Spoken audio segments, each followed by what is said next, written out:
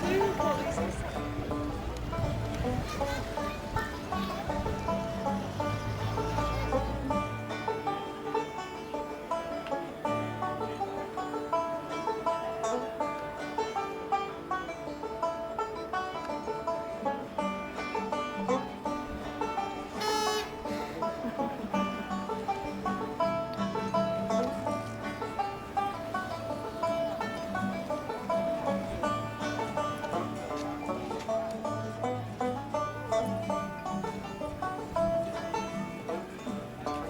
You two knew what you were doing.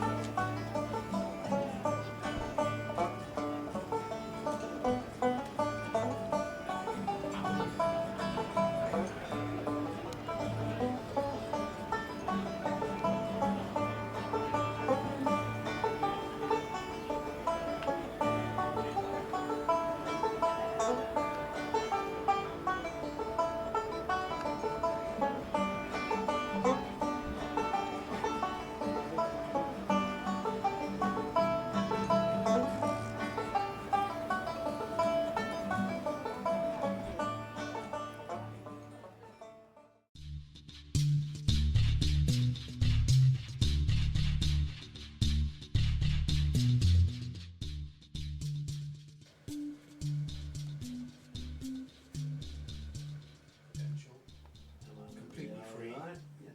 Yep. Right, so okay, then we decide what the craft is used for and what category it comes under. I reckon category B, offshore. Offshore cruisers, yachts which cruise around the British Isles or Wales and northwestern Europe, making offshore passages between 50 and 500 miles. No, it's not offshore, then it's inshore. It's inshore, right, okay, next one down, We're category not going to be C. 50 miles offshore. But No, but that's a 50-mile passage. Yachts which cruise along the coast within 10 miles of land. That'll be you. Inshore. Yachts which cruise along the coast within 10 miles of land and within about 4 hours passage time of safe harbour or refuge. Right, so category C, inshore. So we put a... I think it might be prudent to have it just in case you get a dark night, and well, look at today. Yes. It's seems to be a lot later than it would be normally. I think you're probably right. Let me just see if we actually put a battery down there. A couple of weeks ago, when it was so nice and sunny, this would have passed for 8 o'clock in the evening. Yeah. Now it's only it's only 4 o'clock. Gotcha. Right. How many? 4 handheld reds. 2 handheld reds. Right, and you'll be getting 2 more from your other. Oh, you got selection in there. 2 more handheld reds. Right, so that's the 4 there. 2. Where are we? Inshore. Handheld orange smoke signals. Orange smokes. 2. Right. Okay, that's fine. 4 handheld white. 4 handheld white. No, I haven't got 4 handheld white. I'm not sure I've got any handheld whites. None at all. That's for when they close quarters. It's close proximity. If somebody's running you down and your radar reflector hasn't been picked up because of the clutter. Well, I thought the handheld white was for when they're actually trying to rescue. So It's also to warn ships that are coming too close to you and might not have seen you. Like a large, fast-moving ferry boat. If you suddenly light a white flare, then he'll get the shock of his life. We have no handheld whites. Okay. Something we put on the shopping And list. what colour are these?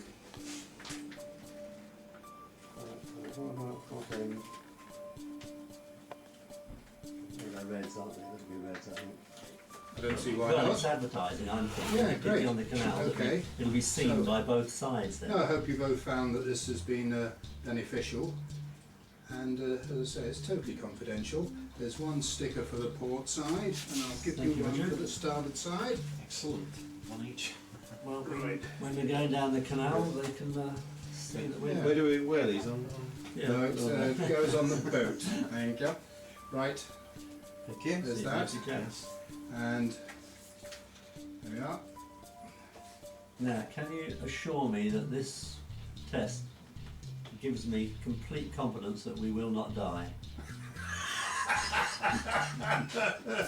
It's your own experience You're and not training supposed and to laugh. expertise. You're not supposed to laugh. Literally mine. Right. Thanks a lot, Richard.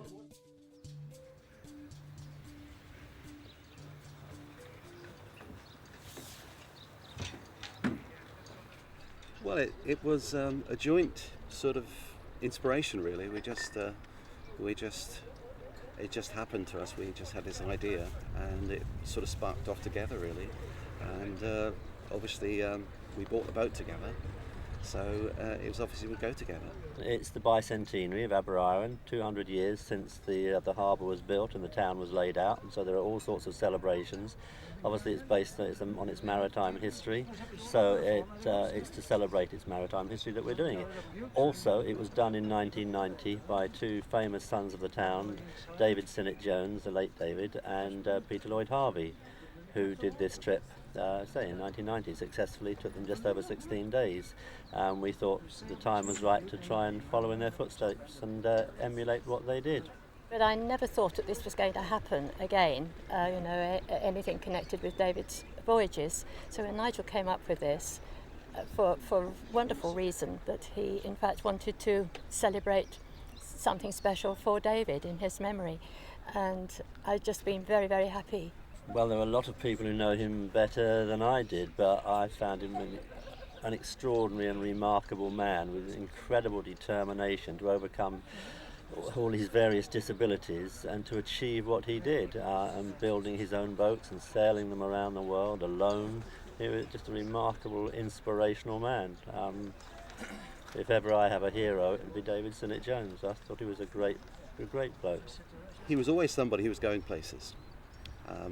He always had time for you. He always spoke to you. He was always pleasant, understanding, very knowledgeable, and very, very shy, really. That's how I found him.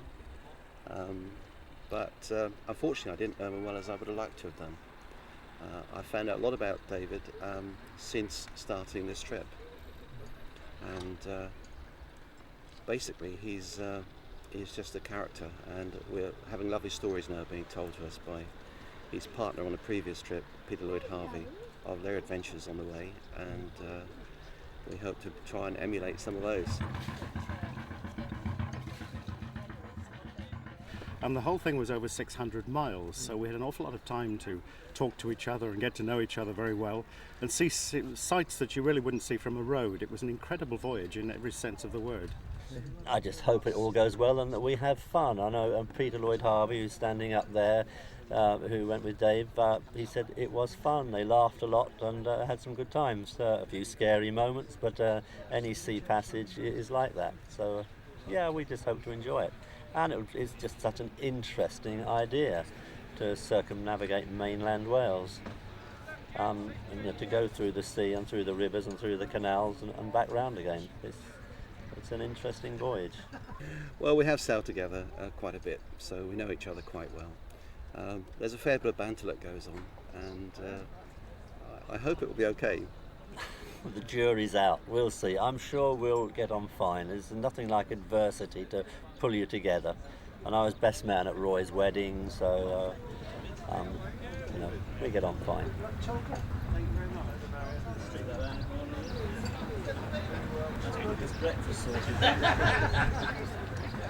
Well, we proved it could be done. I mean, it was a line on a map when we started off, and you joined up the dots and you could do it. You could go around the coast of Wales, you could go down through the canals, and Dave always said that even when we were passing through Shropshire, that we were actually sailing still on Welsh water, which made it all right. So we could see Wales in the far distance, the mountains of North Wales, but we were on Welsh water, so it was okay. We've had a few tips from Peter, and he's also given us the original key for opening the locks, which is a large iron thing, which they used to open the 86 locks or whatever it is around there. So we're carrying the baton onwards, as it were.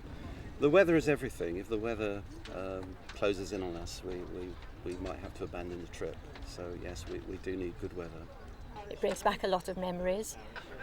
I think they're going to have a great time, and I think they put a lot of work in, certainly, in preparation, and just hope it all goes well. And it'll be quite interesting. It'll be emotional to see this boat go out of here. but it's going to be special. We've got 3 weeks, so we hope we can do it within that time. I think David would think this is absolutely wonderful. He would applaud it all the way through, and I think that he's probably going to be wondering how the two of them will manage to survive together in the small space, because he told many stories about how it was when he did it. I think it's inevitable, but I think he would be chuffed. He really would be. Well, Dave had a very good sense of humour. It was a very dry sense of humour, but a very good one. And I think that he would be looking down now and wishing them well on their voyage here.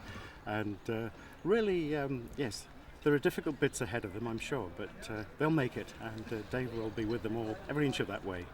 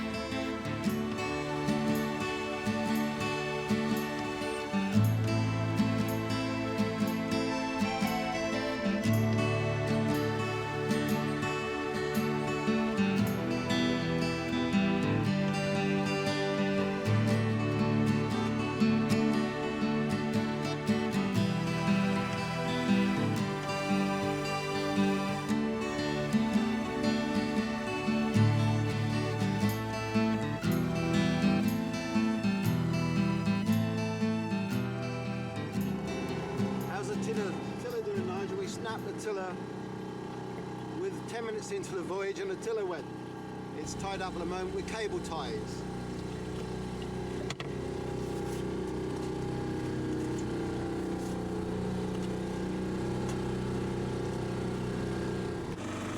Well, there's Bardsey.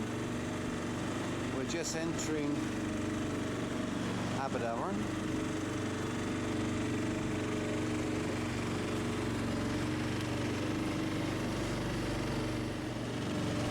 There's Captain Pugwash.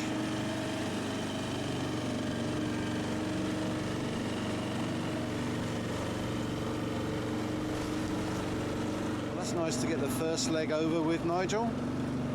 Yes, it's been a lumpy old day, a lot of surge and swell out there.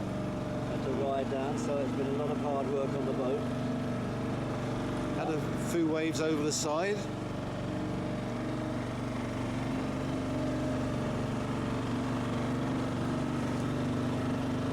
So it's to find somewhere to tie up for the night and Find a pub with hot food. Yeah, that's good. That was a bit silly of us to give the petrol away back to Air on Breeze, wasn't it? We should have gave them the whiskey instead. Well, I'll argue over that one. Went into Aberaeron Bay, but we couldn't really do anything there. The swell was running in there, the southeasterly wind was blowing straight in. There wasn't a sensible anchorage, so we decided to try the barge. It was slack water just. It wasn't quite the perfect time for coming through, so it's pretty lumpy and peculiar. We came through okay, and we're now heading up the coast, get us ourselves to Bi-Centenary on the other side of the peninsula, which is 12, 15 miles possibly. Fourth incline on the first day.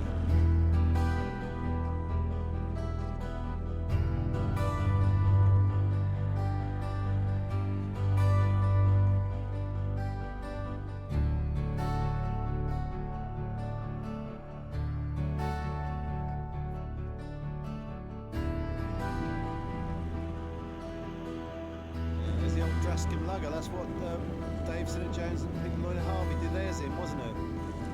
The 18-foot one. It's quite a bit bigger than this, isn't it?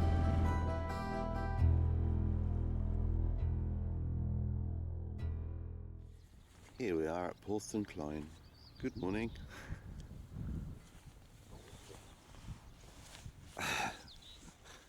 Morning, Nigel. Oh, I wish my body didn't ache so much.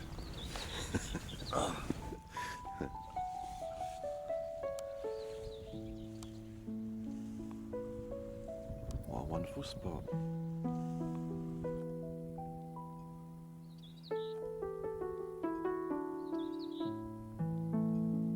There's a little hostelry called the Cork. Is that right? The Cork. Oh, the Red House.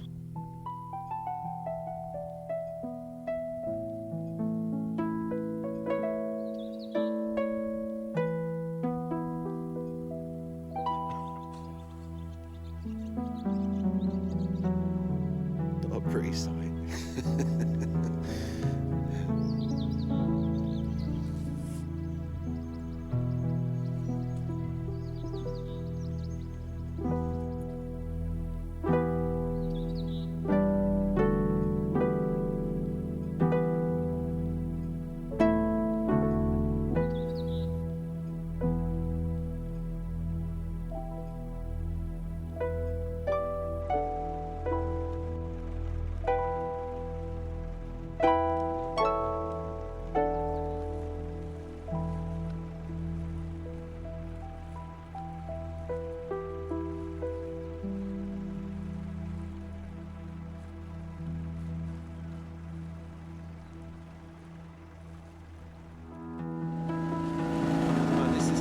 Bar. We're just coming up to tiller in one hand and keep losing sight of the leading mark.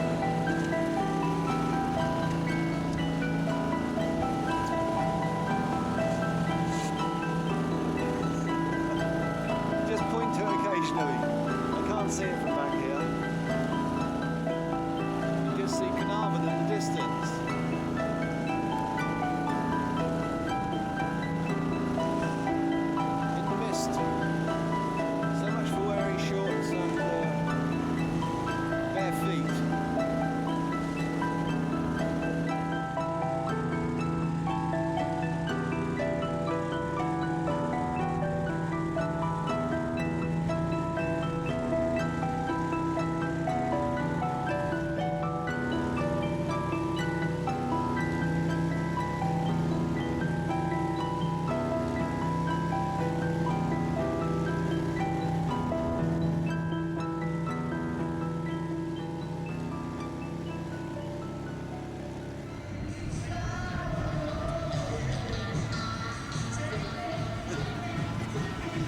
Okay. Got the band out for us tonight.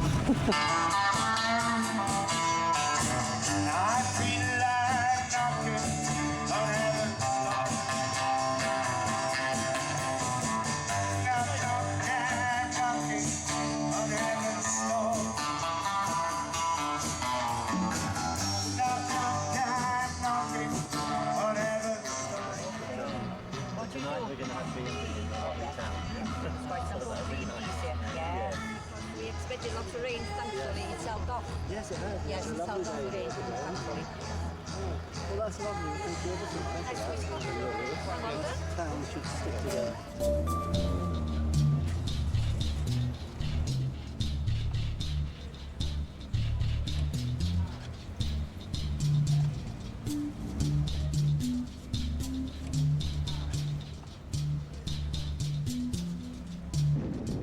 try the office again before we leave? No, I've given up on harbour masters. They're rubbish. You never get one.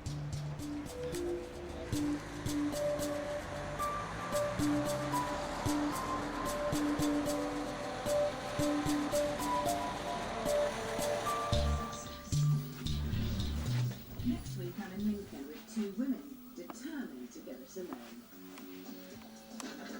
Here's to say you're all right.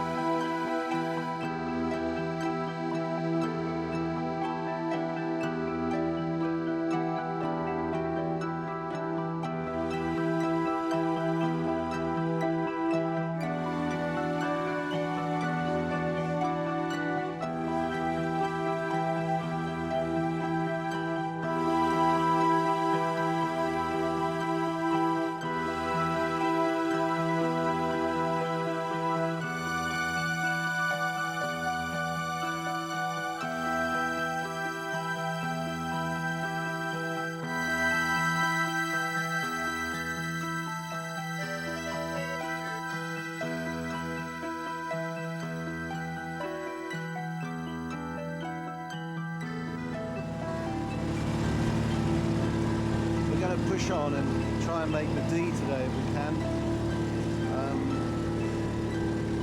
We have a range of about 18 miles and we're going to go for it.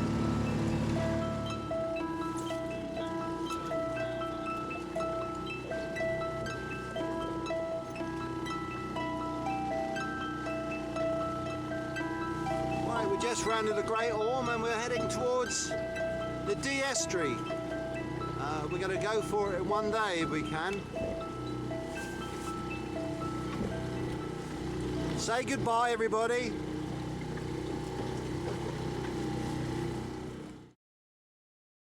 Well, 6 o'clock in the evening on the third day, and this is the entrance to the D. The offshore wind farm.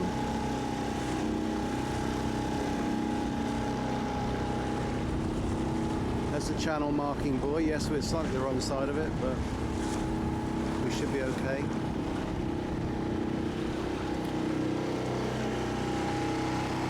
And there's Rill. We're pushing a bit of tide now going up to the D.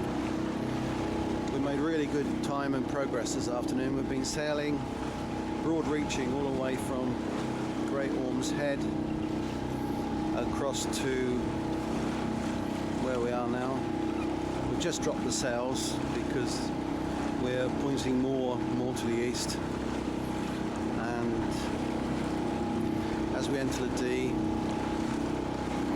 the wind's dropping anyway, the clouds are coming over and it's getting to be a bit murky. We hope to make Connors Key tonight, but we've got about half a tank of fuel left. A bit closer in now, the entrance to the D.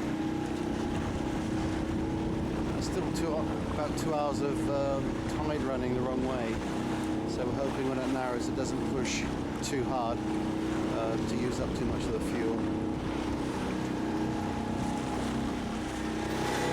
And there's the sun.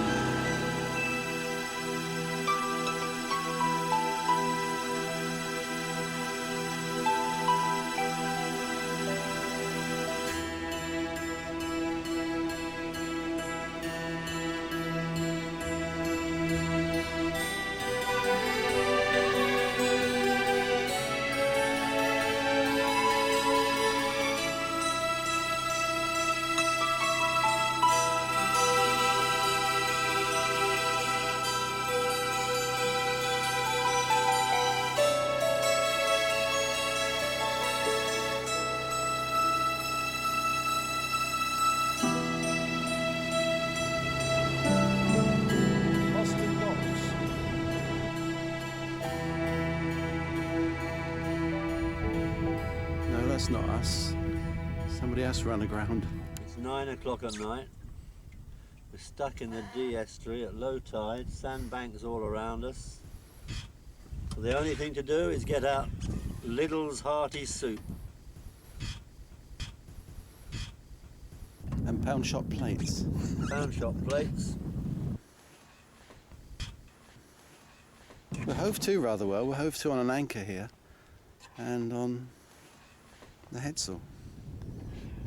So do you think that's where Dave went aground, Nigel? Do you think he would have, as it seems a likely place where he could have done? They did, they touched, but they got off. They got off again. So Yeah. we're just at the bottom of the tide and we just got to wait for the water to rise. Yeah. Trouble is, it's about 8 to 10 miles or so up to Connor's Quay, and we might have to do that in the dark, which we're not sure we want to do. So maybe Mostyn Docks down there, we can find a buoy to tie up to for the night.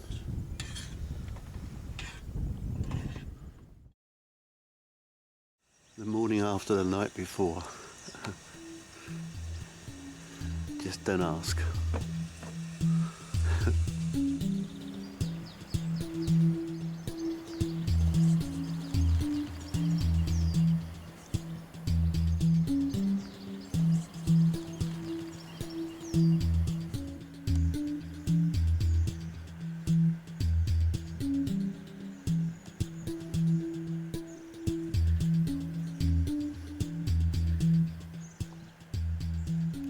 One broken tiller.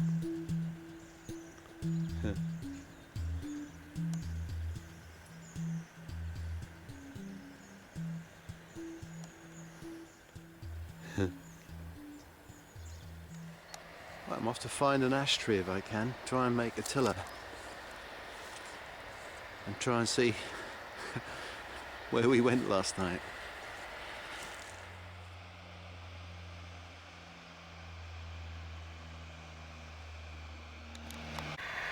I think we sort of missed a turning somewhere.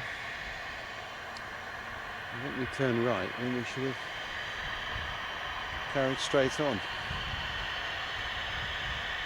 Oh well, never mind. Well, that's where we came last night in the dark, following all the leading lights.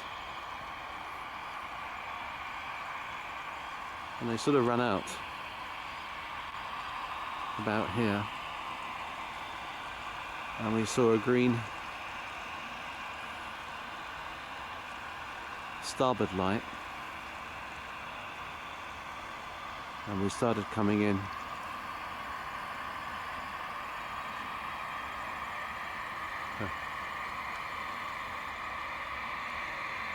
It's amazing how disorientated you are at that time of night. But at 2 o'clock in the morning we were just grateful to have a little nooch to curl up into. You know, I think this place is just a marina waiting to happen, and I think we sort of found it.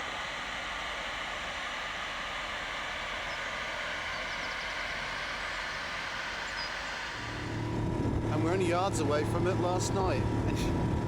How on earth could we miss it?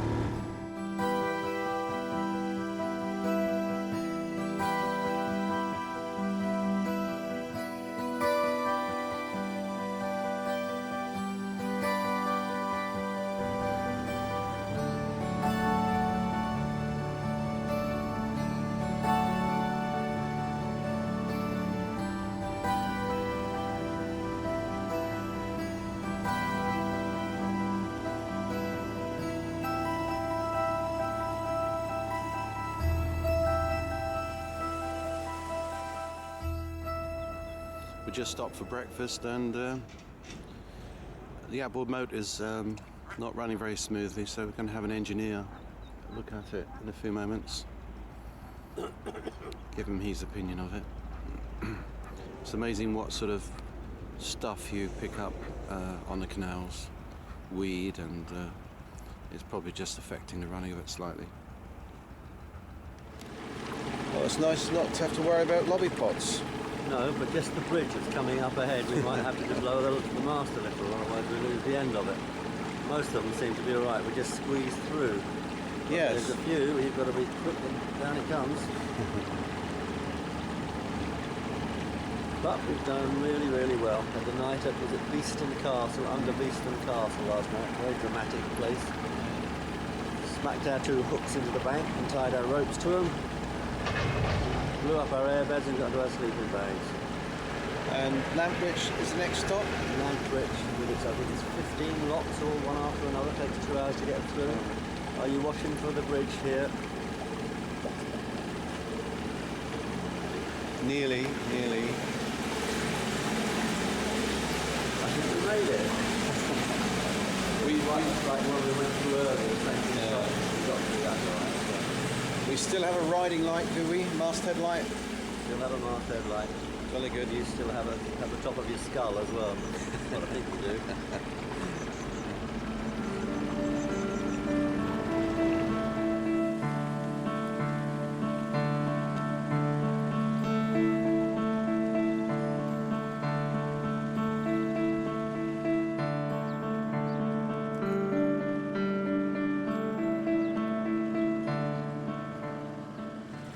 Now they all laughed at us when we bought these brollies, didn't they? But they've come in quite useful, haven't they?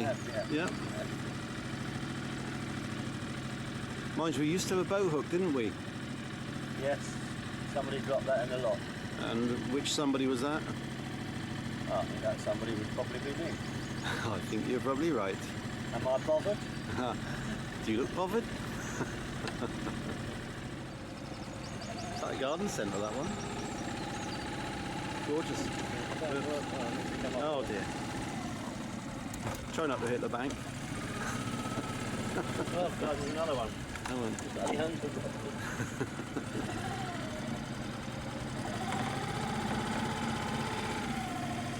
Get ready with the bar brolly. Okay.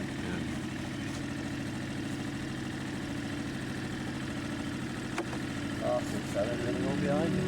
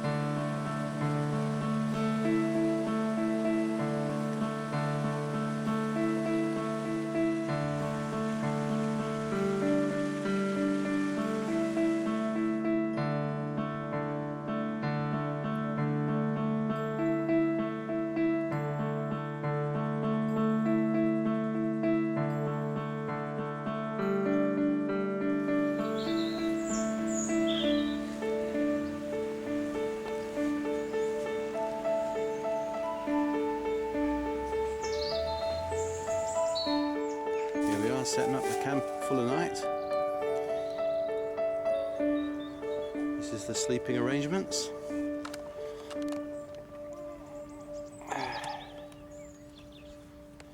Air beds from Tesco's, sleeping bags from where were sleeping bags from? Charlie's. Oh, cheap Charlie's, that's right. And they're very good. What do you think of this method of mooring then? Quite simple. This method of mooring is absolutely brilliant. You don't need springs, you don't have to worry about tides or currents. You just chuck a couple of bits of rope onto the bank and there you are, along with Ratty, Moley and Badgie. Now I always find my way because I'm the navigator. Don't you believe that? There's a boy doing his harbour master bit. You can't leave it alone, even when he's on holiday. Look at that, what a star.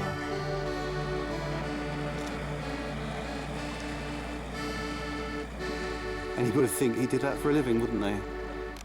Right, this is a narrowboat called Dragonfly, moored up near to us, as if we haven't been on a narrowboat. We've seen hundreds of them, but we've never seen inside one. So we've been invited to have a look. which we will.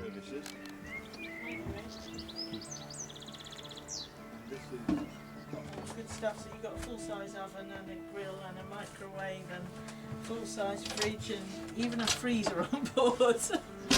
Well, that's a freezer, Yeah. isn't it? Yeah. So, yeah, ice for the gin and tonic. Absolutely, absolutely. I'm just impressed with the whole size of it. It's just absolutely massive. And this close open so you get your view out. I know. Will do. Oh yes, we've seen quite a few people leaning out That's here. right. Yeah, yeah. Looking very surprised at us as we've gone. Yeah.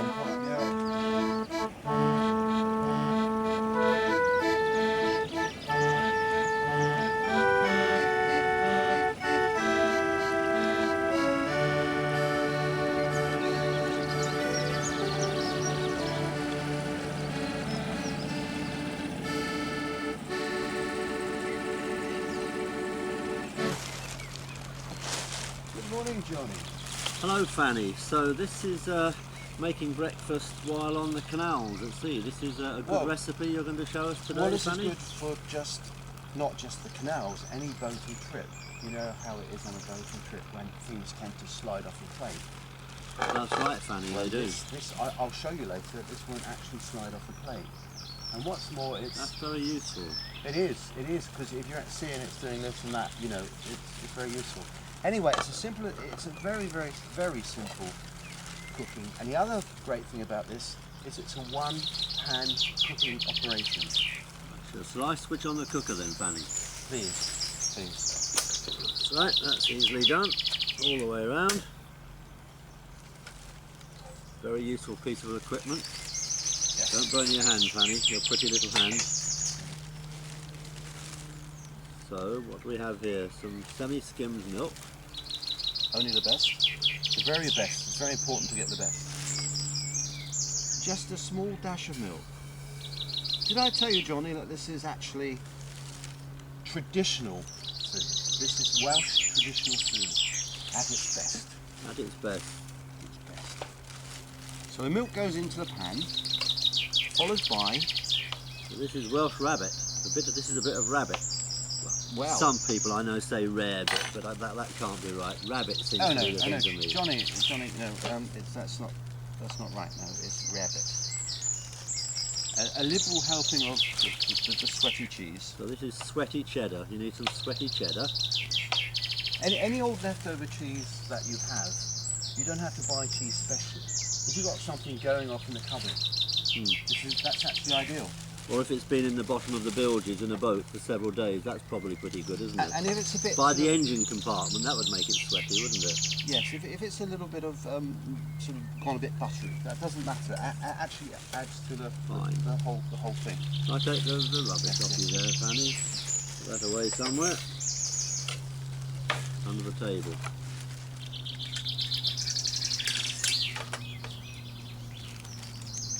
Get the full heat. So it's very simple, it's just cheese and milk, and we have acquired some sauces. Yes, these would be the ones that we stole in the pub last night. Unfortunately, the best kind of sauce in a pub is sauce in a sachet, and mustard in a sachet. Unfortunately, the pub that we went to didn't have that. It was a bit too so posh, the wasn't thing it? to do, it was very posh, so the sauce and the mustard arrived in little pots.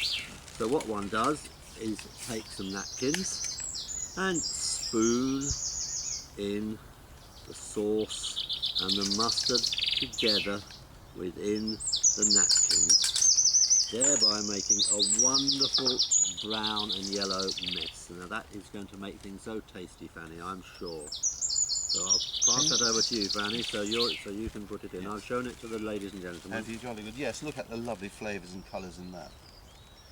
If a bit of tissue goes in, it won't hurt. No, it's just biodegradable in the gut. Yes. I don't think a lot of the mustard's going in there, Fanny. You might want to give it a little bit by the edge of this. I see what you mean, yes. Right, perhaps. So you've finished with that now, Fanny, have you? Thank you. Could you put it in the bin, please, Johnny? Yes, put that in the bin. Oh, look. Visitors. Oh, we've got visitors. Good morning. Morning. Don't. A lovely morning, isn't it? It's a beautiful Gorgeous, morning. yes, yeah. We're making a silly film, so don't worry about us. Are you making a film? I beg your pardon. That's No, quite you all carry right. on. Nice to see you. Nice morning. We're pretending. This is Fanny Craddock and I'm Johnny, and we're making breakfast on board. And you're not inviting. You come back in 5 minutes, it'll all be ready. A nice bit of Welsh rarebit. Oh, there we are. You can't eat that. You cannot, no.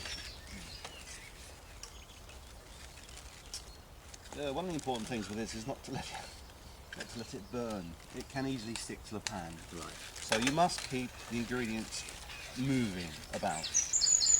Doesn't it smell wonderful? It smells quite good, Fanny. Now you can serve this on toast, but I like to serve it the traditional Welsh way. You're not going to use that fat crust, are you? Well, actually, you can use any old cheese, any old fat crust that you have. The traditional way to serve it is to take a hole from the centre of a bread to allow the juices to run through. So I'll give that to the ducks, shall I? It's very useful if you have some ducks. Ducks.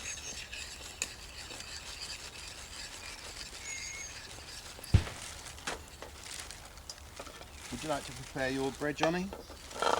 Certainly will, Fanny.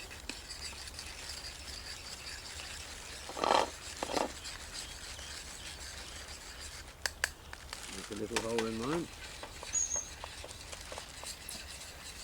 Little indentation I'm making in mine. Fanny. There we are. Mmm,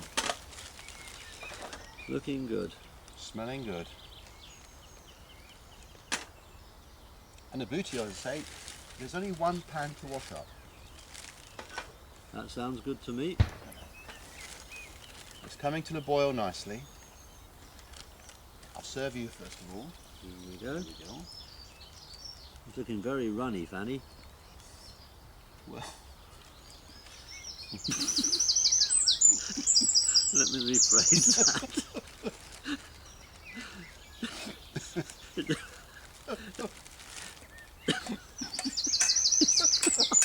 Quite moist.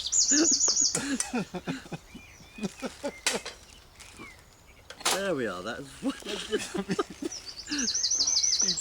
right. Here we are. A bit. Now then. Before you eat it, you've got to show the ladies and gentlemen at home that it actually doesn't spill off the plate. After a while, it sets. It will start to set in a few moments, will In it? a few moments. So you have to leave it to set for a moment or two, a bit like a jelly. And now we can taste it. Now we can. It's looking good. Mm. Well, Fanny, I think you've surpassed yourself again. There we are. Breakfast on the canal.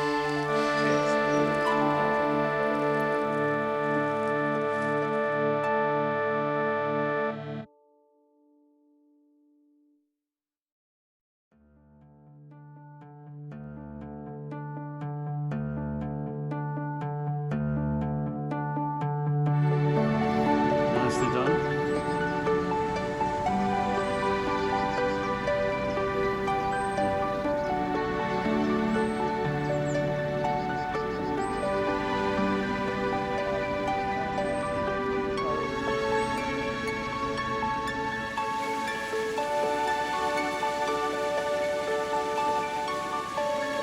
Thank you.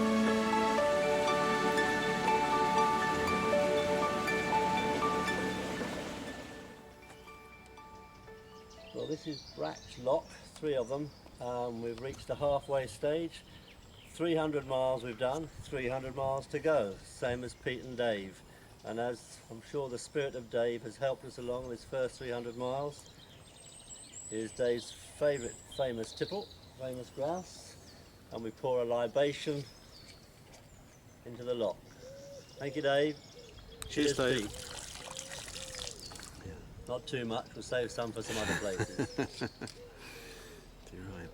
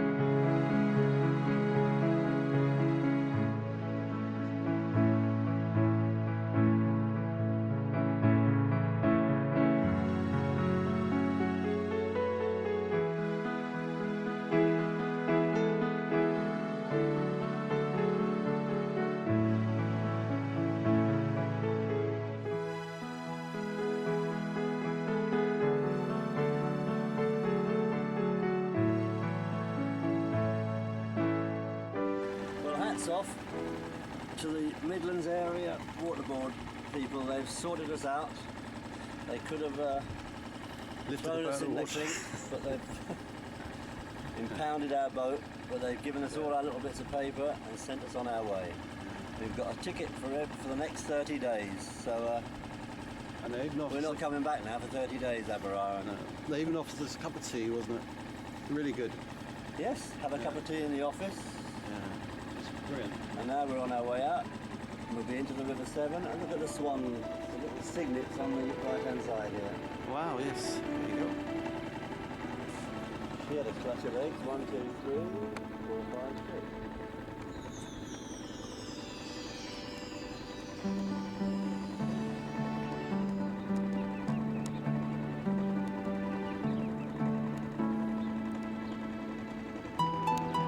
To the narrow locks.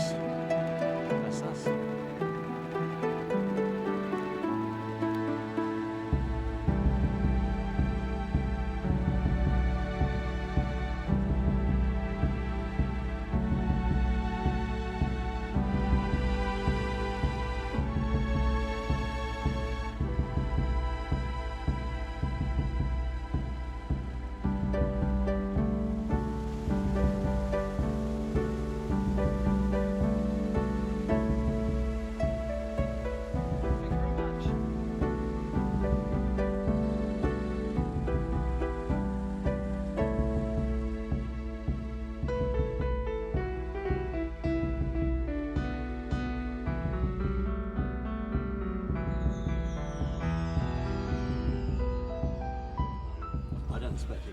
For filming me because I don't think You've been the star in this all Does it the way record along. sound at the same time? It does, yes. So watch what you're saying. Okay, so I say something like, welcome to Upton 7. Thank you, James. Lovely to be here. And thank you, Pat, for meeting us. 35 litres of petrol in the back of your car. I do.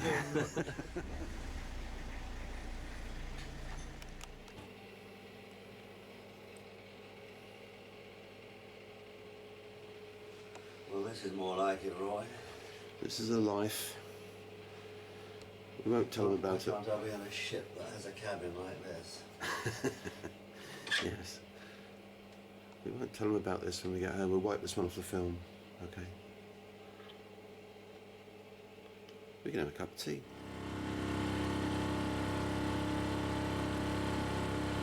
Roy doing running repairs on his wet weather trousers because we hope we will need them tomorrow. Well, we'll be in the sea. We might not need the wet weather trousers. As you notice, we're coming down the Severn with the sails up. Not doing very much, but every so often they pull and help us a little bit, which is nice. Right, yet another lock. This is Gloucester Lock.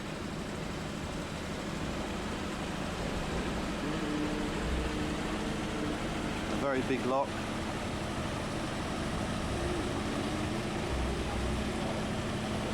We're not going to stop in the basin, we're going to go right through. Here we are then, entering the docks.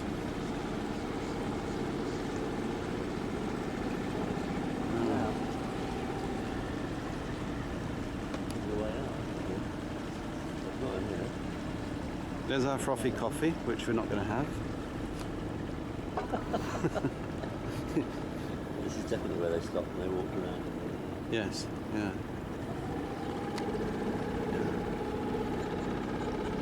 Big square rigger here called the Joanne Lucretia. Apparently the owner done a bunk and the ship's here and has been seized by the port authorities. All we get to seize is small tenders. It's not fair, is it, Nigel? No, I want to see something big like that. Yeah, wow. And then they're going to sell it on. Oh, she's nice, isn't she? Look at that. God, dear. Yeah, would that fit in Aberaeron?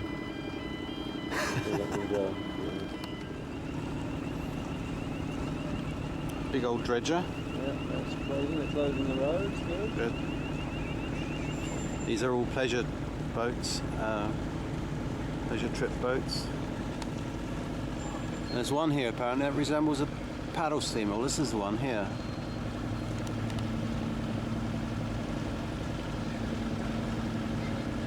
Well, that's a false paddle. Apparently the paddle is just for show, isn't it?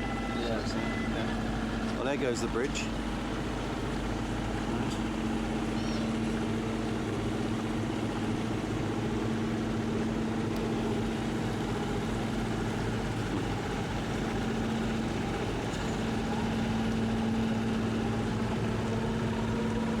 Nice little tug here. What? Nigel, nice little tugboat. Not sure we can go through yet.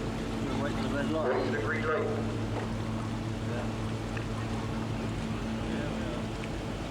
There you go. Always impetuous.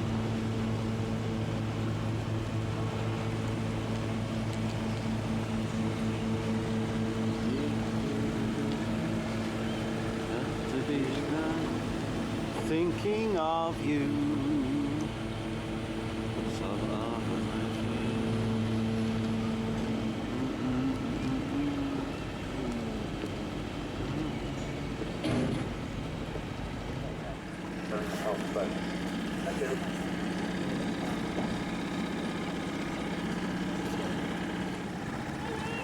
Hello. Hello, gorgeous. This or Agnes? I don't know. I can't make up my mind. It's sport for choice, really, aren't we? There, you struck lucky, Nigel. What a bunch of old slackers. Well. This is a rarity. Nigel making a coffee for me. He deprived me of my frothy coffee in Gloucester. And so as a penance, he's going to have to make an extra special cup of coffee. He wanted a poncy, girly coffee and a bistro bar and Gloucester docks. So I could suck the froth off. Told him, no, we're going to press on. And it's just started to rain. First rain we've seen.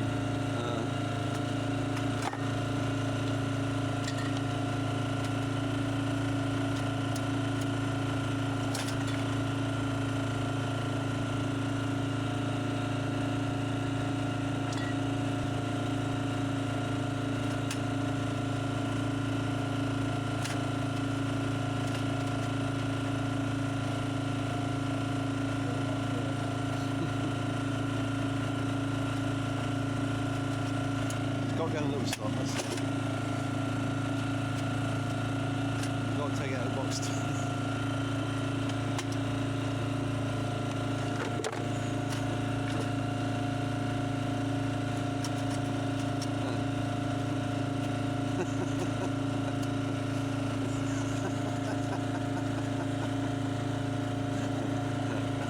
I don't usually do this job.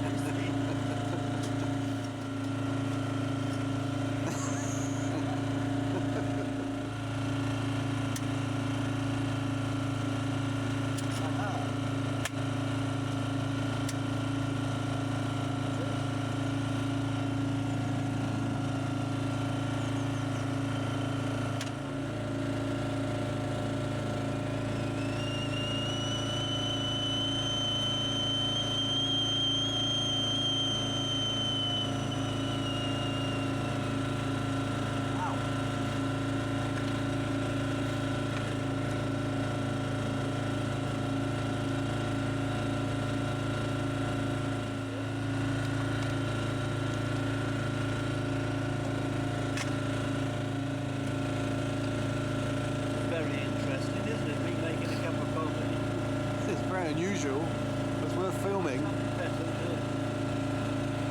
I want this mill.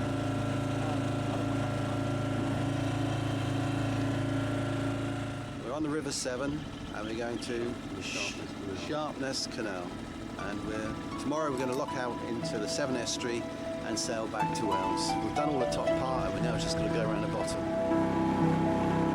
Right, here's the canal. Over to our starboard side, we can see the estuary.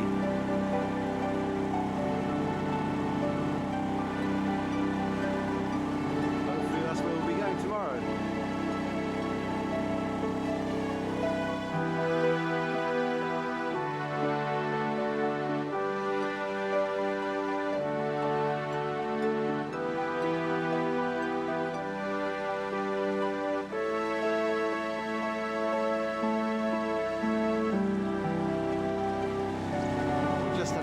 touch with British Waterways.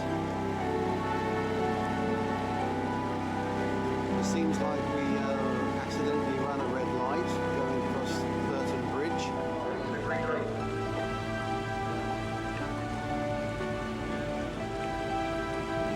Always impetuous.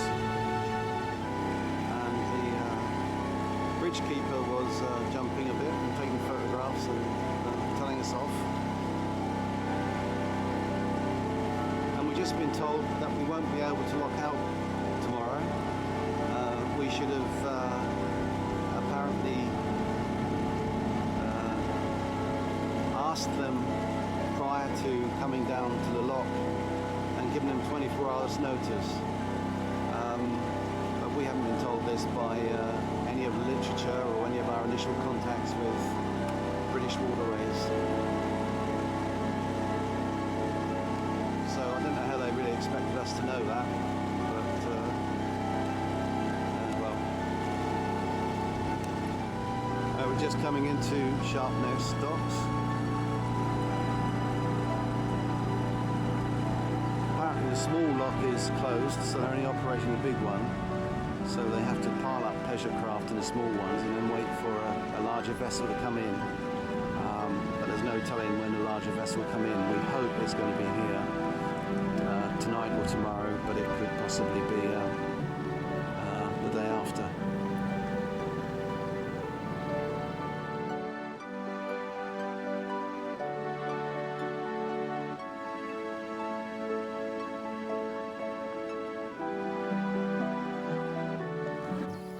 Well, Sharpness is up there. What you see there is the old Severn Railway crossing, now defunct. Well, it's defunct since 1967, and there's quite a story to that. Well, the round tower you saw used to support something like this. This is a model of the round tower. That's a swing bridge which went on top, which went from there across to there. So after that, the bridge, which was 3/4 of a mile long, went straight across to the other side. It was on 21 spans supported on cast iron columns. The whole idea was to bring coal from the South Wales coalfields and the Forest of Dean back over here, so the canal barges could have a cargo to take back up the Sharpness Canal after they'd come down here. They had something to take back up towards Gloucester. There's a picture of it. And in there was a steam engine which would turn this round. That was the swing bridge, and there's your columns going across there. Now, the 17th column, which is about there was a huge accident on the night of the 25th of October 1960. Well, on that night, 2 tankers laden with oil and petrol in thick fog and a huge tide missed the entrance into the Sharpness Canal and were swept down along the river, and they hit the 17th stand. One of them hit it, and the other, which they hit it with such force that the one behind it came up and ploughed into that. The first one broke the column, so the span of the bridge collapsed. When that collapsed, it hit an electric cable and a gas pipeline, which caused a massive explosion, which blew all that section of the bridge out. Of 8 men on board the boats, only 3 survived. They managed to swim to shore. After that, it wasn't worth repairing the bridge, so it was eventually knocked down and done away with. And out there, at low tide, as it is now, you can see the remains of one of the barges in the sand, pretty much submerged, but there it is.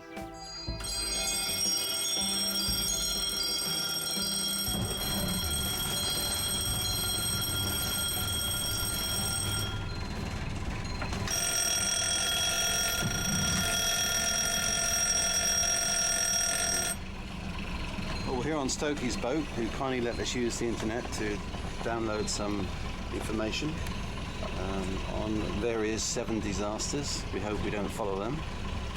Stokey lives on this lovely cruiser, which he's now starting just to charge the batteries. He also runs a canal barge, which provides fuel for all the boats in the marina. Okay, well here we are in Sharpness dock, ready to lock out in the big ship lock rather than the small lock, which is out of use. They've now let all the water out. It's up to us to wait about half an hour. It's just, well, it's 20 past 4 now. We've been told to go out about 4:45 would be the right time. So then we're into the Severn Estuary, which is a bit formidable. There's the charts and everything over there. We've been studying hard. Let's hope we get it right. But in case we haven't got it entirely right, we look for every bit of help we can. And as you know, along this voyage we've been looking for the spiritual help of David Sinnott-Jones. Spencer DeFriend sent this, so we're offering libations to David as we go along, and I think particularly one is needed now before we go out into the estuary. So David, keep your eye on us, lad. We need all the help we can get. Okay, there she goes. Right, well here we are, coming under the Severn Bridge. Pretty spooky. The wind got up over tide as well. How you feeling, Roy? Alright. Just relying on my navigation, poor devil.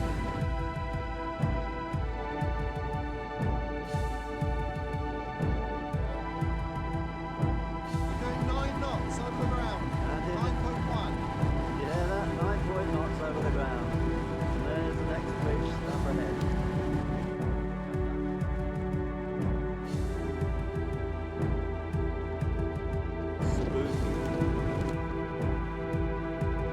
Right, Roy just said there's bloody mad water coming up. We're going through the chutes, which is a horrible piece of water. That's the new Severn crossing, obviously, that we've just left behind us. Somewhere beyond is the Severn Bridge, which we've done. Now, just really unpleasant stuff here, the chutes. So you can see it bubbling, heaving. Seriously spooky. What speed are we doing, Roy? We're doing 9 knots at Little Eos with our 5-horse outboard.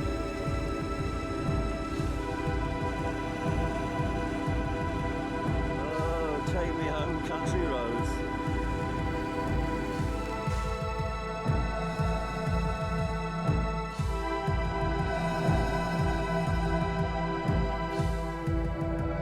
Here we are in the lock,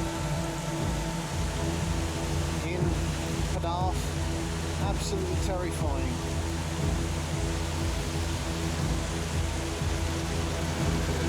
Absolute monster, the worst lock I've ever been in. Quite far out we've managed to see it. We just had a horrific journey from down the Severn estuary. The boat's absolutely saturated, life jacket's gone off, sharks are disintegrated.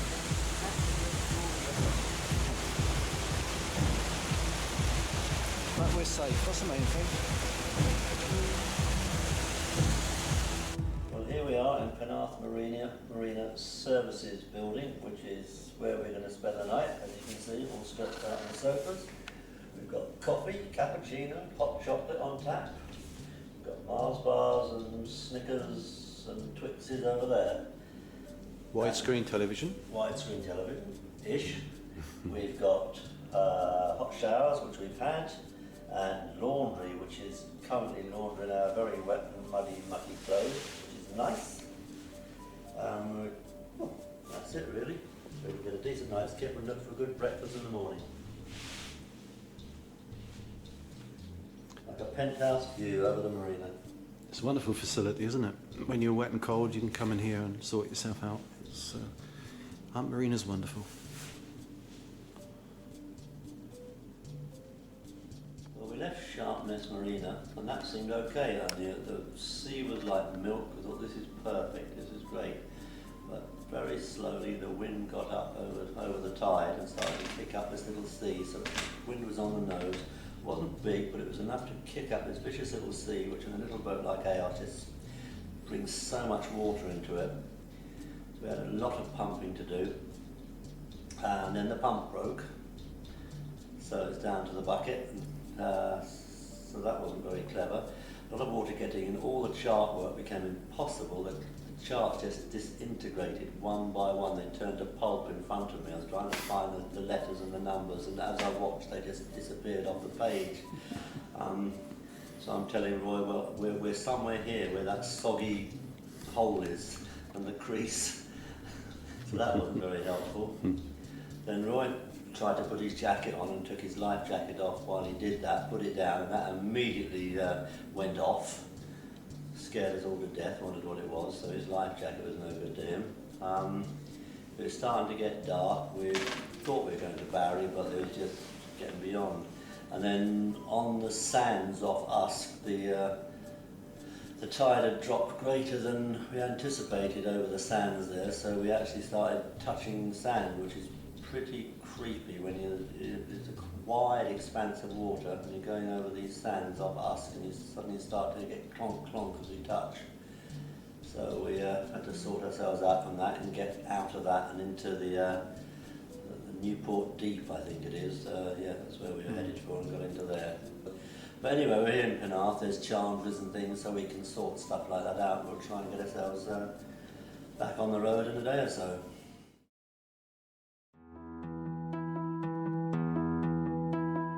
Right, that's Mumble's Head we're approaching now. We left this morning Penarth at 6:30, it's now 11:30ish. It's a spectacular looking headland. Here we are, tied up on a slip in Swansea next door to the lifeboat station. The tide is just on the turn, just about to come in. We've got to decide where to leave the boat. We don't particularly want to leave it here, probably about on bottom. Nigel's just gone along to the public slip to see if there's any way we could, when the tide comes in, actually bring her up the slipway and hold her off and tie her off there. If we're to go tomorrow on our next leg of the voyage, we've got to have access just before high water. I think it would be helpful now.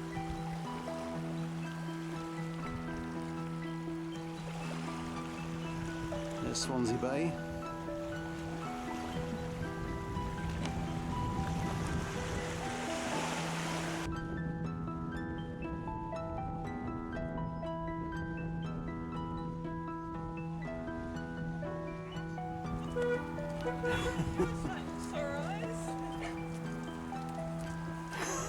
Hello. Hello. Hello. Hello. It's the sunshine. Look at it. Miserable. Oh, I don't even know where we are anymore. There's traps. No, Mumbles. Mumbles, is it? Mumbles. Oh, I'll give the sunshine tomorrow. Give me sunshine. Here we are now, charging across Carnarvon Bay.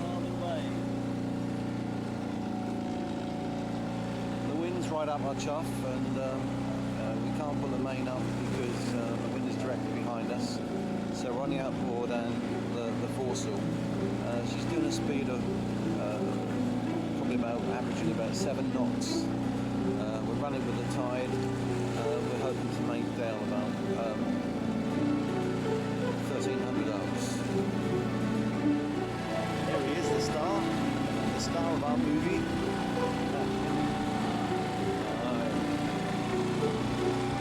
As you see, we've got a following sea.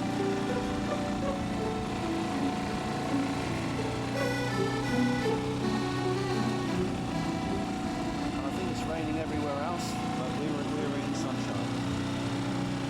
What you see there is the Castle Martin firing range safety vessel leading us out of the danger area.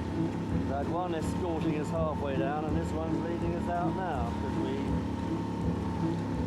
blindly wandered into it.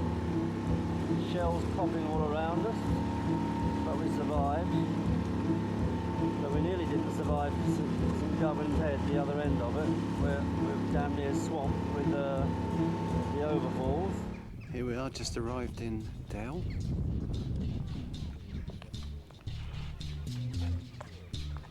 My word, has it changed. absolutely full of moorings, and they've built this fantastic pontoon.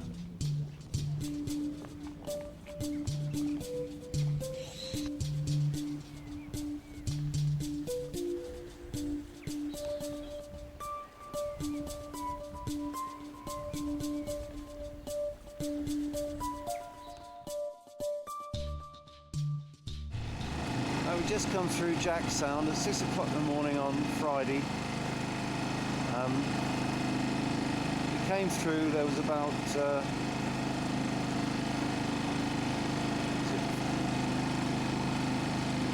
2 hours before the top of the tide at Springs. Is that foolish or what? That was the local information given to go through. It's not a place to be treated or taken lightly, is it? Certainly isn't. It's nice now we're through this. We got a bit wet.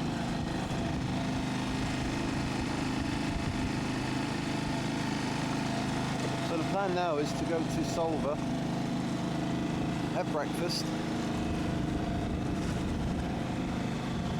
dry out all our stuff, and take Ramsey Sound on this afternoon.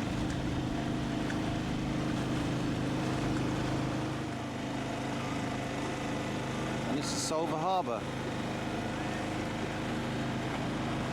Rocks either side as you enter. Sort of a shingle beach and inlet.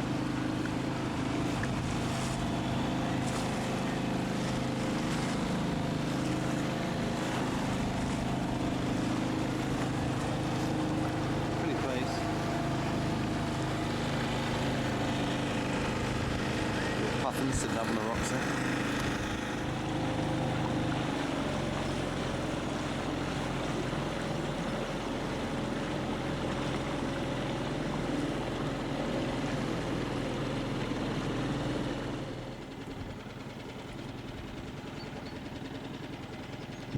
I never imagined quite so many yachts in here as this.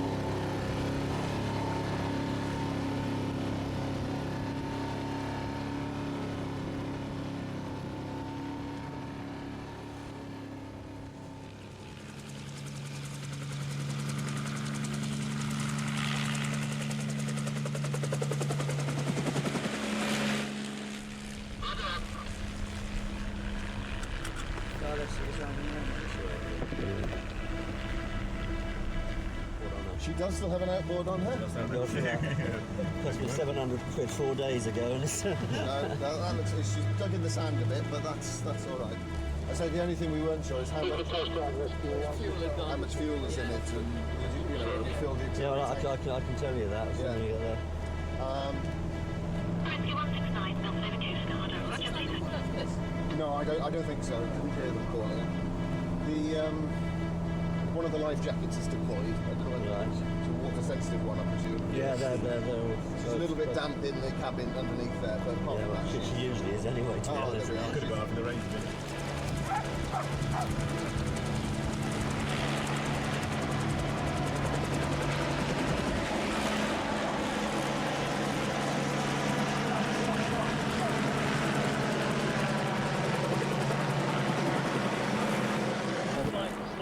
Overnight. We secured the boat with a bowline to the mooring.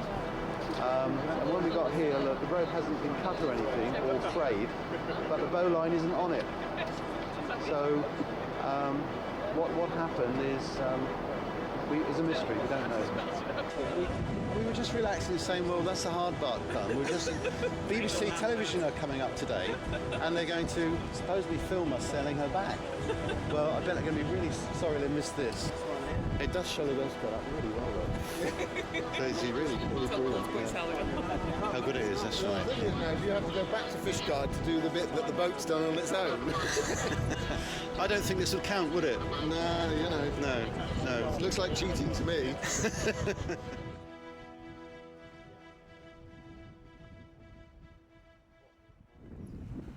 Well, just to prove that disasters don't just happen to us, there's an ex-lifeboat there in Fishguard Harbour with a gentleman trying to repair it, and he was bringing it from North Wales, I believe, heading for Plymouth.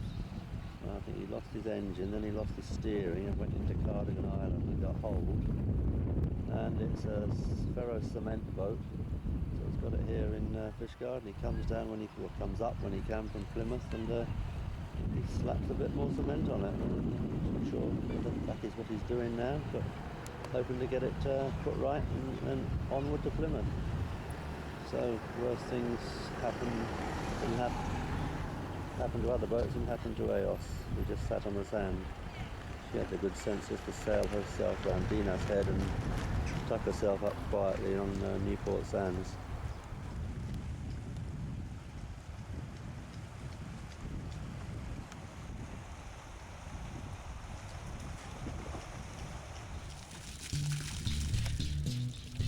This is Roy and Nigel lightening the load.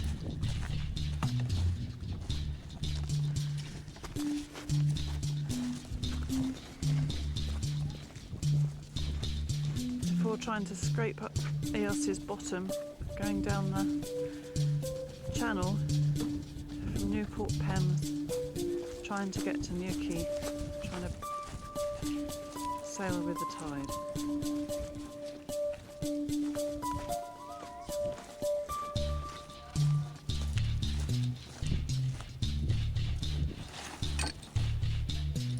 Everything's coming off that isn't essential. Whiskey's still on board.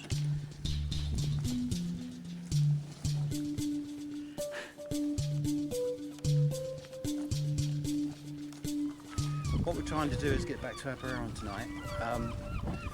We've been neat here, so we're just hoping to go down with the flood. The flood has just started. We estimate it'll be about 4 hours on the flood. The wind has dropped, there's not much of it. What there is coming from the west.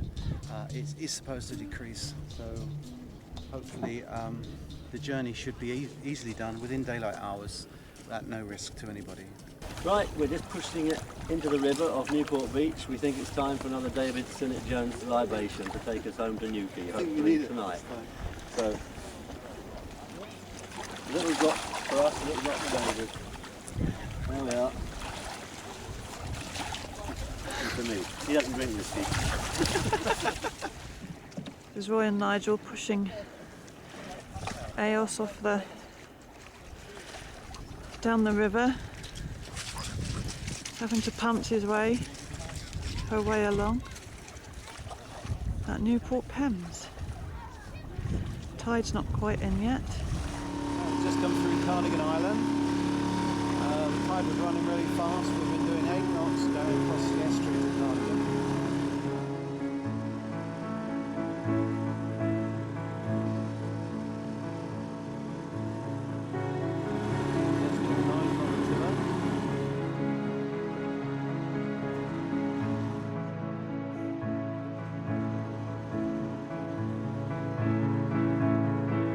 Looking ahead, we can actually see Newquay Head, which actually is our destination for this evening. We hope to arrive around 2200 hours. There's the apprentice, he's had a busy day.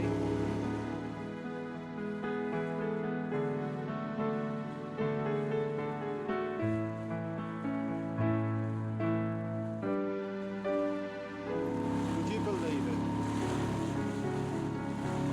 Dolphins come up to see us home.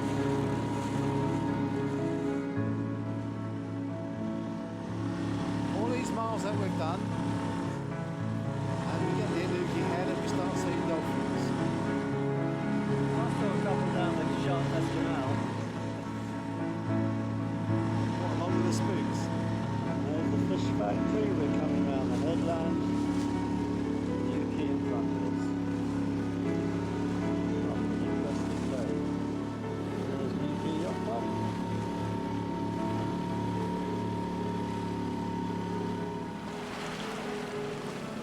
Newquay Harbour. Very glad not to still be on Newport Sands.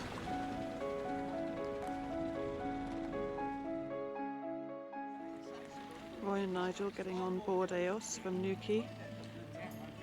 Sunday morning, their final day.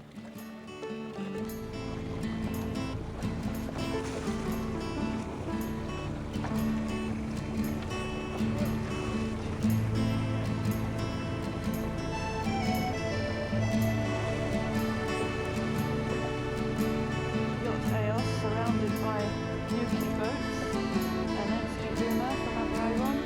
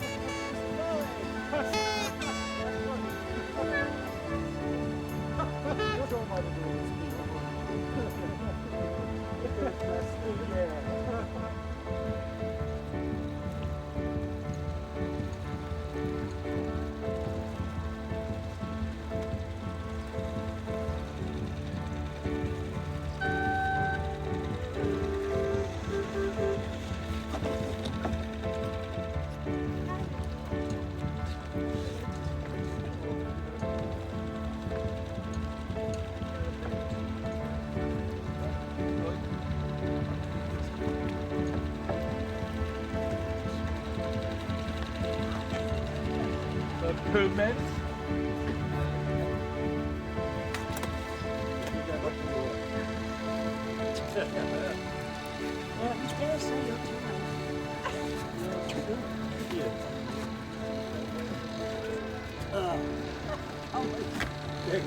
Get back to work. He wants his bed and wants to go to work. Oh, right. Good lad. Well done. Well done. Well done. Yeah, it was lovely. It was lovely to see the boats out there all tooting their horns. It was nice. It was good for the club, good for the town. It was marvellous coming back into Aberaeron today with all the local boats out. That was fantastic to see. People we know and people from other yacht clubs coming up to support us and see us back. That was really fantastic. Boats came out from Newquay, picked us up there and travelled up with us, and then the Aberaeron people were coming out of here and picking us up, and we all came in together to lots of toots and cheers, which is nice. It's part of what clubs are all about and part of what small communities are all about, particularly when they have these celebrations like we have in Aberaeron this year. It's lovely to be home. I'm looking forward to being back with my wife again, and it was a marvellous trip, but it's always nice to come home.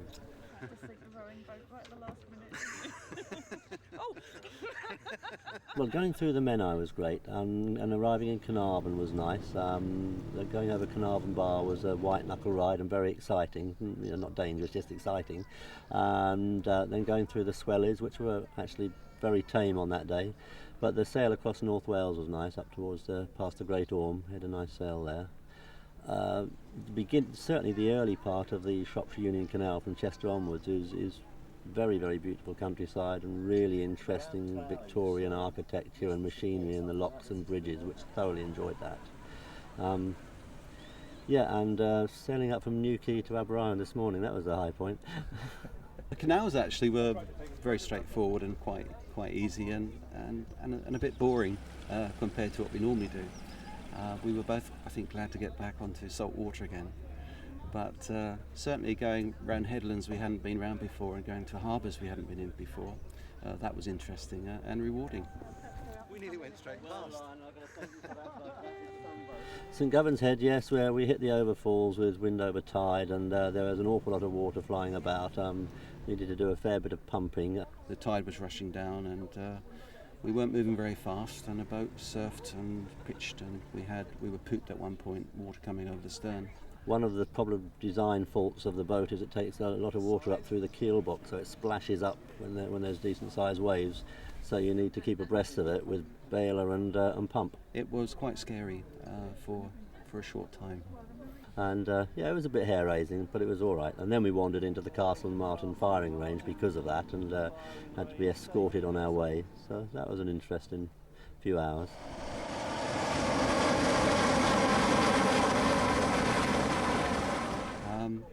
She did one leg of a journey without us. We secured her on a deep water mooring so that we could get out early in the morning. Well, not so early in the morning, in fact, and that's why we were a bit late getting up. We wanted to catch the later tide. She went off by herself. She slipped her moorings. Normally we're up at 6 o'clock to take her somewhere, and this particular morning we were not. So she went off by herself. I think she was just in a hurry to get on. We got up late. I think she wasn't going to hang around for us. And it was remarkable how far she got and that she ended up safe. We just finished our nice breakfast when there's a knock on the door, and there's the Coast Guard. And you probably know the story from there. There were helicopters and lifeboats and a dozen or so Coast Guard. The Coast Guard was absolutely brilliant. Throughout the trip, the Coast Guard's been tremendously supportive of what we've been doing. But to actually see them in action and the way they examine and cover everything is very reassuring. We'll never know what happened. She was either the mooring just slipped itself, which I'm glad at me wasn't tidied up, or possibly it was vandalised. I don't know. But anyway, it's incredibly lucky that she arrived around on Newport Sands, because she shouldn't have. She should have wrecked herself under Dinas Head. The coxswain of the Fishguard lifeboat said, just never get rid of that boat, because it's the luckiest boat I've ever met.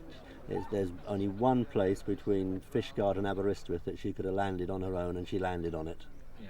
So, thank you, EOS.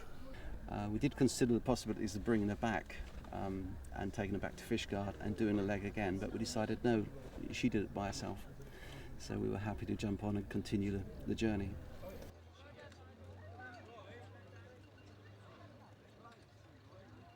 Very interesting, most of the time enjoyable, sometimes a bit trying, as most sailing trips perhaps are. It was a fantastic experience, not one that I'd necessarily want to do again, but it was very interesting. I intend to do it in top hat and tails on a jet ski the other way around. I'm joking. We got on very well. We had no major problems with getting along with each other. It was all right. It was just a challenge to see if we could do it, and to do it in honour of Pete Lloyd Harvey and Dave Sinnott Jones, who did it in 1990, following their footsteps.